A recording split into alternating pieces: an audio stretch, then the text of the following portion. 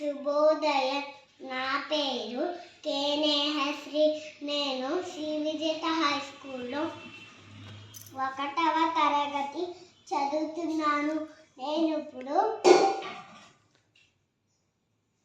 ఇప్పుడు గోమాత నీకు వందనం దాని గురించి చెప్పబోతున్నాను. ఒక పవిత్రమైన జంతువు. ఇది దేశీయ జంతువు. ప్రపంచవ్యాప్తంగా వివిధ రంగుల ఆకారాల్లో కనిపిస్తుంది. దానికి 2 కళ్ళు,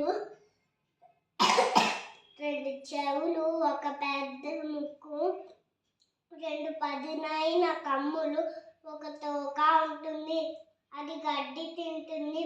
గోశాలలో నివసిస్తుంది. ఆవు మనకి పాలిస్తుంది. ఆవు ద్వారా వచ్చే పాలు మనకి చాలా బలాన్ని ఇస్తాయి. కనుక తల్లి లేని పసిబిడ్డలకు ఆవు పాలు తాగిస్తారు. ఆవు తల్లి వంటిదని గోమాత అని పిలుస్తారు. ఆవు శాకాహార జంతువు. ఎండుగడ్డి, పచ్చిగడ్డి తింటుంది. కుడితి నీళ్లు తాగుతుంది. ఇళ్లను, వాకిళ్లను ఆవు పేడతో అలికినట్లయితే రేడియో ధార్మిక కిరణాల నుండి రక్షణ పొందవచ్చు.